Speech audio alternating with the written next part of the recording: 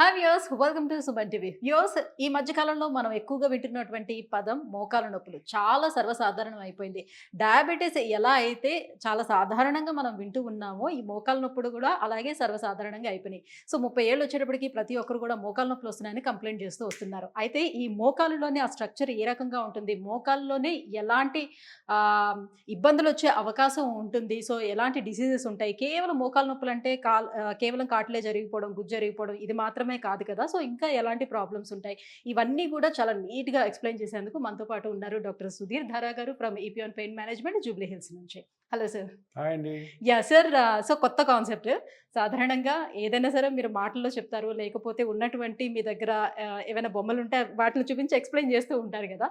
So ఇదొక కొత్త concept అనుకోవాలి. సాధారణంగా మోకాలు నొప్పులనేవి ఎందుకు యంగ్‌స్టర్స్‌లో కూడా బాగా పెరిగిపోతూ వస్తున్నాయి? మోకాలు నొప్పులంటే కేవలం అందరూ అనుకునేది గుజ్జరిగిపోవడం, మోకాలు నొప్పులొస్తున్నాయని. అది కాకుండా ఇంకా ఏమేం ప్రాబ్లమ్స్ ఉంటాయి? అదే ఎప్పుడు గాని మన బాడీ పార్ట్‌లో ఏదన్నా నొప్పి వచ్చింది మనకి. నొప్పొస్తే ఒక చిన్న చిన్న టాబ్లెట్స్ యేసుకుంటాం. ఒక వారం చూస్తాం. 10 రోజులు చూస్తాం.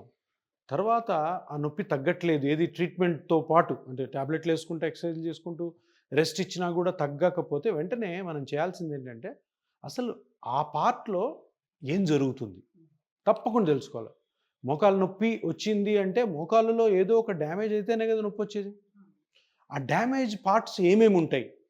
అసలు మోకాలులో ఏ స్ట్రక్చర్స్ ఉంటాయి? ఏ స్ట్రక్చర్స్ డ్యామేజ్ అవ్వడం వల్ల నొప్పొస్తది? ఏ స్ట్రక్చర్స్ డ్యామేజ్ అవ్వడం వల్ల కొన్ని సార్లు నొప్పే రాదు అన్నది ఇంపార్టెంట్. అంటే అది డాక్టర్లు డ్యామేజ్ అయినా చూసుకుంటారు. కూడా పెయిన్‌లెస్‌గా ఉంటుంది. అంటే ఇప్పుడు మోకాలికి మనము ఎంఆర్ఐ తీసాం.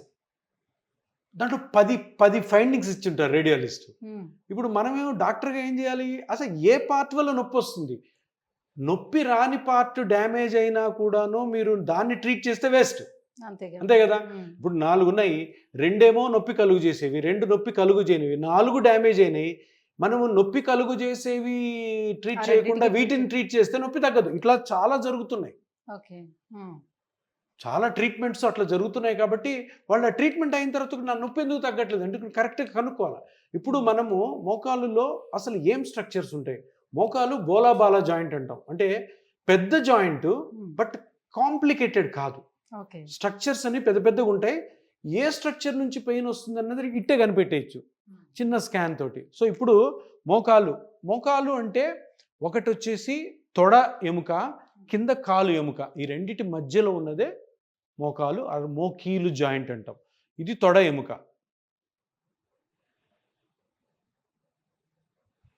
హ్మ్. ఇది థై బోన్ అంటాం. దీన్ని ఫీమర్ అంటాం. ఫీమర్. కింద ఓకే. ఒక 2 బోన్స్ ఉంటాయి. ఒక పెద్ద బోన్ ఉంటుంది. దీన్ని టిబియా అంటాం. ఇంకోటి ఒక చిన్న బోన్ ఉంటుంది. సన్న బోన్. దీన్ని ఫిబులా అంటాం. దీన్ని టిబియా. ఇది ఫిబులా.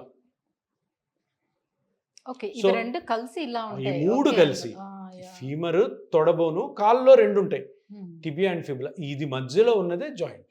ఓకే. సో మధ్యలో ఏముంటాయి? జాయింట్ అంటే జాయింట్ స్పేస్. జాయింట్ స్పేస్ అంటే జాయింట్‌లో గ్యాప్. ఈ గ్యాప్ ఎందుకుండాలి? 2 బోన్స్ మధ్యలో మూవ్‌మెంట్ కోసం. చూడండి. ఈ మూవ్‌మెంట్ ఉంది. నడవాలి, పరిగెత్తాలి, కాలు హ్మ్. ఇట్లా అనాలా. ఈ మూవ్‌మెంట్స్ అన్నిటి కోసము 2 ఎముకల మధ్యలో గ్యాప్ ఉందనుకోండి, అప్పుడే మూవ్‌మెంట్ ఉంటది. ఇప్పుడు ఈ మోకాలు అరిగిపోయింది అంటే ఏంటి అంటే, ఈ గ్యాప్‌లో ప్రాబ్లమ్. హ్మ్. ఈ 2 ఎముకల్లో ప్రాబ్లమ్ ఉండదు. హ్మ్. ఈ తొడ ఎముక, కాలు ఎముకలో ఎప్పుడు ప్రాబ్లమ్ ఉండదు. దీంట్లో ప్రాబ్లమ్ రావాలంటే ఈ బోన్స్ ఫ్రాక్చర్ అవ్వాలి. అదర్‌వైజ్ అవి అరగవు. వాటిలో ప్రాబ్లమ్ అవుద్ది. ఈ ప్రాబ్లమ్ మొత్తం వచ్చేది ఈ గ్యాప్‌లో. ఇక్కడ గ్యాప్ ఉంది చూసారా? ఇక్కడి నుంచి ఈ గ్యాప్‌లోనే ప్రాబ్లమ్ వస్తది. ఇదే మోకాలు అరుగుదల, మోకీలు ప్రాబ్లము, దానికి పెద్ద పెద్ద ట్రీట్మెంట్‌లు. సో ఇక్కడ ఏముంటాయి? అంటే ఈ గ్యాప్ అంటే ఓన్లీ ఖాళీ ప్లేస్ ఉంటదా? కాదు. ఈ గ్యాప్‌లోను బోను హార్డ్ పార్ట్ కదా! దీంట్లో మెత్తటి పదార్థాలు ఉంటాయి. Soft tissue. హ్మ్. దాంట్లో ముఖ్యమైనది కార్టిలేజ్. ఇలా ఉంటుంది. ఇలాగా ప్లస్ ఈ బోన్ మీద ఇలా ఉంటుంది. ఇది కుషన్. ఓకే. ఇదంతా కుషన్. సో ఈ కుషను కరెక్ట్‌గా ఉంటే హ్మ్. మనకి మూమెంట్స్ అన్ని షాక్ అబ్జార్బర్ లా ఉంటుంది. ఓకే. ఇప్పుడు నేను ఇట్లా పెట్టాను, బోన్ టచ్ అవ్వట్లే, ఎందుకు మధ్యలో ఆ కుషన్ ఉంది.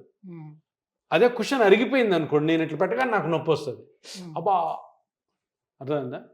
సో అదే జరుగుతుంది. ఇప్పుడు ఎవరైనా మోకాలు అరిగిపోయిన వాళ్ళు నడక చూండి అట్లా అంటారు, ఎందుకు బరువు ఎయిర్ దాని మీద రెండు తగులుతుంటాయి. సో అందుకని అట్లా అంటే బాడీ వెయిట్ని మోకాల మీద పట్టిన ఈ అప్పర్ బాడీ మీదకి ఇట్లా అని చేస్తారు అనమాట. నడక చూడండి ఇట్లా నడుస్తుంటారు.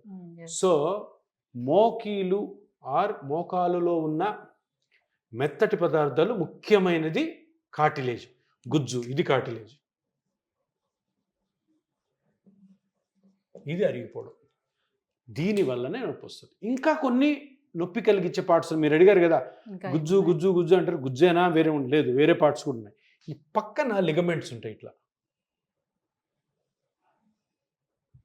కొల్లేటరల్ లిగమెంట్స్ అంటారు. కొల్లేటరల్ లిగమెంట్స్, వీటి వల్ల కూడాను అప్పుడప్పుడు నొప్పి రావచ్చు.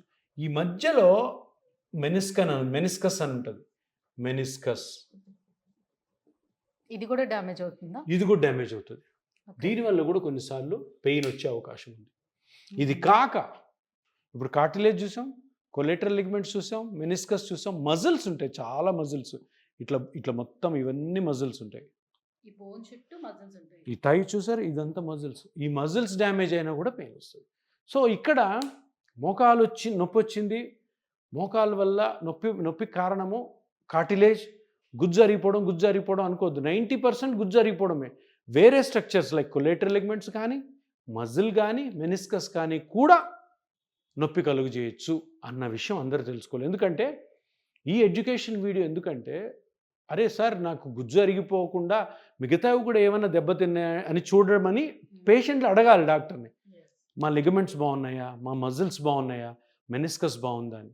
సో ఇలాగా తెలుసుకుంటే అప్పుడు ఏమంటే గుడ్డిగా ఒక ట్రీట్మెంట్కి వెళ్ళకుండా, అరే నాకు ఈ ప్రాబ్లం ఉంది కాబట్టి నేను దాన్ని కరెక్ట్ చేసుకోవడం ద్వారా నేను నొప్పి నుంచి బయటపడతాను.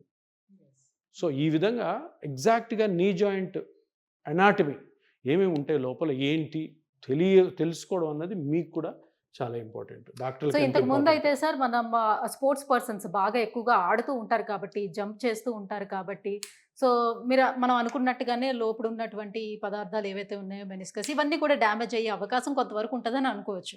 అలాగే ఒబేసిటీ వల్ల, సో బరువు ఎక్కువ పడుతుంది కాబట్టి దానివల్ల కూడా వస్తుందని. ఆ రెండు కాకుండా కూడా చాలా మంది మోకాలు నొప్పులతో సఫర్ అవుతున్నారు. ఏం రీజన్స్ ఉంటాయి? ఇప్పుడు స్పోర్ట్స్లో ఇంజరీస్ అవుతాయి. సో స్పోర్ట్స్లో ఇంజరీ అయినప్పుడు ఏ స్ట్రక్చర్ డ్యామేజ్ అయింది, ఏ స్ట్రక్చర్ వల్ల ఇంజరీ వల్ల నొప్పి వస్తుందని కనుక్కోవాలి. సో అది డిఫరెంట్ ఏంటి. ఒబేసిటీ అంటే ఏంటి, బరువు ఎక్కువ పడడం వల్ల ఆ రెండు బోన్స్ మధ్యలో ఉన్న సాఫ్ట్ టిష్యూస్ తొందరగా అరిగిపోతాయి. అందరిలో అరగవు, కొంతమంది అరుగుతాయి, అది డిఫరెంట్ ఇష్యూ.